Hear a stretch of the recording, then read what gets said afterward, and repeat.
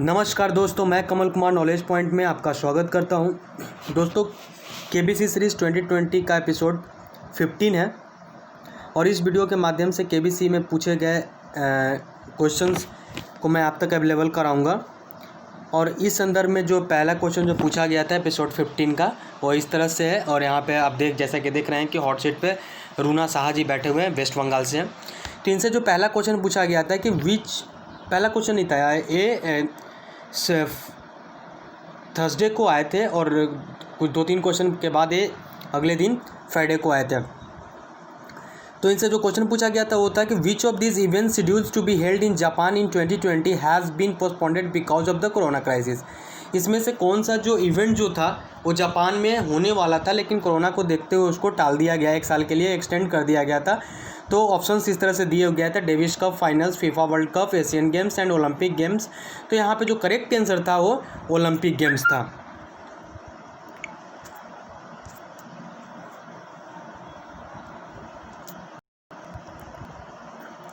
Next question जो पूछा गया था वो identify the film from the song. एक तरह से एक फिल्म को एक सॉन्ग को चलाया गया था, उसमें से उनको पहचानना था और फिर उस पहचानना था। पहचानने के बाद बताना था कि किस फिल्म का सॉन्ग है।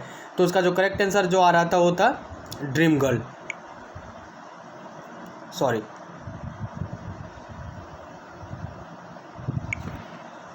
वो ड्रीम गर्ल था।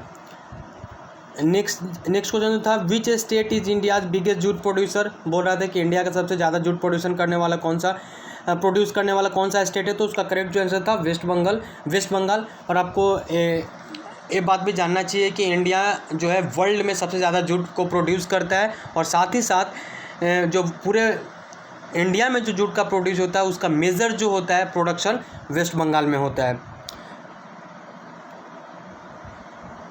नेक्स्ट क्वेश्चन यहाँ पे था, क्वेश्चन कुछ था लेकिन मैंने बता दिया, तब तक वो स्क्रीन पे आ गया तो मैंने स्क्रीनशॉट नहीं ले पाया।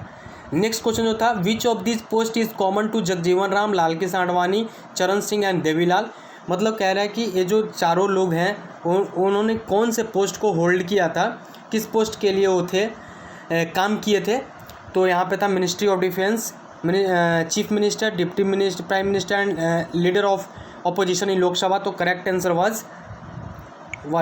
Answer is deputy prime minister. Next question is in which language did Kalhana compose Rajatarangini. Rajatarangini जो है कल्हन के द्वारा लिखा गया था। And one of the earliest indigenously recorded historical chronicles in India, तो that the language was Sanskrit, जो सबसे पहले लिखा गया था। नेक्स्ट क्वेश्चन ये 12,50,000 के लिए कुछ था समथिंग। हाँ, एक क्वेश्चन मुझे याद है, ये पूछा गया था कि इसमें कौन से केंद्र शासित प्रदेश है जिसमें सबसे ज़्यादा बार महिला गवर्नर बनने वाली हैं। तो उसका जो करेक्ट आंसर था लक्षद्वीप था, पुडुचेरी एंड अंडमान निकोबार। तो इसका जो करेक्ट आंसर था वो पुडुचेरी है।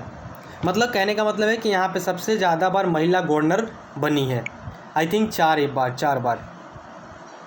नेक्स्ट क्वेश्चन जो 25 लाख के लिए पूछा गया था उनसे, which Nobel laureate gave a letter of recommendation to Vikram Sarabhai when he went to study at the Cambridge University. Cambridge University में जब विक्रम साराभाई पढ़ने के लिए गए थे तो लेटर ऑफ रिकमेंडेशन किसके द्वारा दिया गया था, उनका नाम बताना था। और एक ऑप्शन मतलब एक क्लू छोटा सा दे दिया गया था कि उन नोबेल विजेता भी थे। तो इस तरह से आपका था रोनाल्ड रॉस था, Rabindranath Tagore, CV Raman and Rudyard Kipling. तो correct answer is Rabindranath Tagore. 25 lakh के बाद जब 50 लाख के लिए आए थे तो शायद उन्होंने क्वेश्चन उनसे पूछा गया था लेकिन उनको पता नहीं था तो उन्हें क्विट कर दिया था गेम को। तो उनसे पूछा गया था कि who founded a Stray Feathers a journal of ornithology for India and its dependency in 19th century. तो इस तरह से ऑप्शन थे Birbal Sahni, Carl Linnaeus and Allan Octavian Hume and Alfred Wyndham Lushington. Might be pronunciation may be wrong, but you have to focus on the option because it is very clear, so you can go through the options and the correct answer is A.O. Hume. A.O. Hume का जो full पूरा नाम है वो Allan Octavian Hume. So I think you will not be confused इसके बाद फिर एक NGO के लोग आए थे जो गूंगे और जो सुन नहीं पाते उनके लिए काम करते हैं, तो वो आए थे क्योंकि कर्मवीर का एक एपिसोड चलता है फ्राइडे को, स्पेशल एपिसोड, तो उसमें वो आए थे। और मैंने स्क्रीनशॉट नहीं ले पाया, तब तक ये आंसर आ गया था तेज़ जवाब। जैसे अगर आपने देखा हो तेज़ जवाब देने पे 200 एक्स्ट्रा पॉइंट मिलता है। बोल रहा था कि इसमें से कौन सा चीज़ जो है इंडिया इशू नहीं करता है, इंडियन गवर्नमेंट इशू नहीं करता है। तो वोटर का ID कार्ड मिलता है आपको, आधार कार्ड मिलता है, फिर पैन कार्ड भी आपको मिलता है, लेकिन वीज़ा, क्योंकि वीज़ा जो है विदेशी जहाँ पे आपको जाना है वो कंट्री अलाउ करती है वीज़ा के लिए, ना कि आपकी कंट्री पासपोर्ट देगी लेकिन वीज़ा नहीं देगी। वीज़ा आपको जहाँ जाना है वहाँ से मिलता है, उसके अथॉरिटी पे आपको मिलेगा। तो करेक्ट आंसर वाज वीज़ा।